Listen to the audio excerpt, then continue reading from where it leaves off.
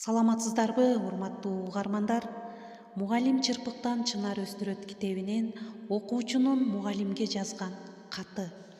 Ата-энем сабатсыз, мугалимим. А сенчи? Сүйүктүү мугалимим, сизге дагы бир жолу кат жолдоону туура таптым. Жан дүйнөм кыйналганда сиз менен маектешүүнү жактырам. Анткени мени бир гана сиз түшүнөсүз деп ойлоймун. Мени туура эмес аңдабашыңыз үчүн сөзүмдү кечирим суроо менен баштаймын. Сизге кат жазып жатып, сиз деп баштап, сиз деп аяктоону жактырам.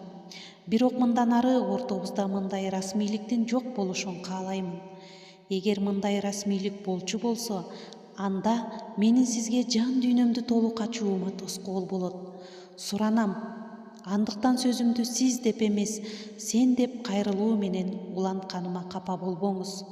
Саламатсыңбы, мугалимим? Кыйыны болот. Менин жүрөгүмдө дагы чочулоо сезими пайда болду. Бул кызыктай бир коркуу сезими. Дүйнөдө мени баарынан артык көргөн ата-энем жана мен үчүн болуп көрбөгөндөй эмгегин сарптаган мугалимим бир жерге чогулушат. Бирок мен коркуп жатам. Сүйүнүч ордуна мени коркунуч сезими каптап турат. Коркконумдун себеби сен эмессиң, мугалимим. Мурунку жылкы класс жетекчибиздин айынан азыр да ошол сезим пайда болду. Мурунку жылы ата-энелер чогулушунан кийин биздин үйдө эмнелер гана болбоду. Класс жетекчим апама менин үстүмдөн арызданыптыр. Апам ачуусу менен келип, баарын атама айтып берди. Аябай тил уктум. Бир жумага жакын бири-бирибиз менен сүйлөшпөй жүрдүк. Бир гана мен эмес, башка досторум дагы ошол чогулуштан кийин үйүндө тил угушкан. Классташтарыбыздын арасынан биринин атасы ушунчалык ачуулангандыктан классташыбызды үйдөн кууп жибере жаздаган. Албетте, биздин ар бир тентектигибизди, туура эмес жоруктарыбызды жаап жашыргыла дебейм. Болгону мен төмөндөгү нерселерди түшүнүүгө аракет кылып жатам. Биздин тентектигибизди ата-энелерибизге арызданган мугалим эмне үчүн ата-энебизге биздин артыкчылыгыбызды айтпайт? Бир жаныбар тууралуу айтып жаткан өңдүү бул бала адам болбойт, кандай тарбиялагансыңар деген сыяктуу сөздөрдү токтоосуз айткан класс жетекчибизге айтаар элем. Үйдөгүлөр эмне, биздин тентек экенибизди билишпейби? Албетте билишет. Болгону башка ата-энелердин алдында төмөн түшүрүлгөнү үчүн бизди тилдешет, жазалашат. Сүйүктүү мугалимим, биздин ата-энелерибиз ансыз да сабатсыз. Көпчүлүгү айылдан шаарга келип, иштеп, бизди окутууну каалаган сабатсыз инсандар. Апам энелик милдет катары бала төрөп, анын курсагын тойгузууну түшүнөт. Атам эгер керек болсо, үстүндөгү кийимин сатып болсо да бизди окутат. Бирок ата-энелик милдет бул баланы дүйнөгө алып келип, анын курсагын тойгузуу гана эмес экенин билишпейт. Биз сабатсыз болуп калдык, силер окуп алгыла деп жатканда, апамдын көзүнө жаш тегеренет. Апамдын күнү телесериалдар, телепрограмма менен башталып, түштөнүүдөн кийин мааниси жок программаларды көрөт. Кечиндеси болсо ашканадагы сыналгыдан сөзсүз сериалдарды көрөт.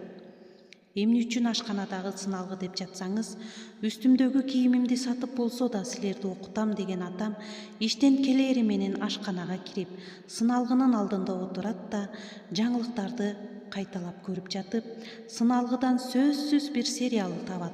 Эгер бир матч болсо, Кудай берди дей бериңиз, конок үйүнө эч ким кире албайт. Мен атам менен апамдын колунан бир жолу да китеп көрбөдүм. Китеп окушпайт. Окууну, жазууну билбеген адамдар сыяктуу отурушат. Китеп окуу бир гана диплом үчүн керек деп түшүнүшөт окшойт.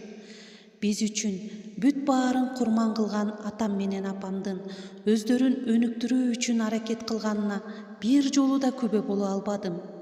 Бул тууралуу сага эмнеге айтып жатканымды азыр сага түшүндүрүп берем. Мунун баары мен сага атам менен апамдын үстүнөн арыздануу ниетинде айтпадым. Мен аларды аябай жакшы көрөм. Эгер мен сага айткан чындыктарды аларга айта турган болсом, кайрымсыз бала болуп калам. Сизден суранарым, ата-энелер чогулушунда мен жана менин досторумдун үстүнөн ата-энелерибизге арызданардан мурун аларга бир аз болсо да баланы тарбиялоо жөнүндө маалымат бериңизчи.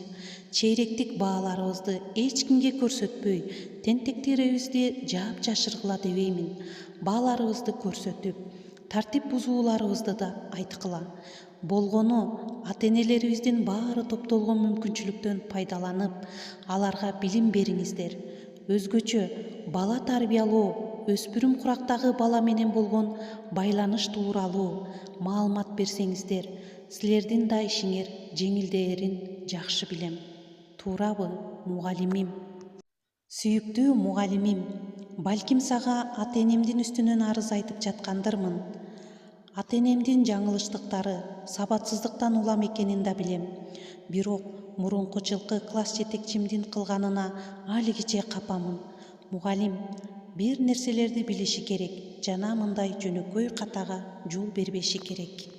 Кайрадан сураймын, атам менен апам сабатсыз, а сенчи, мугалимим?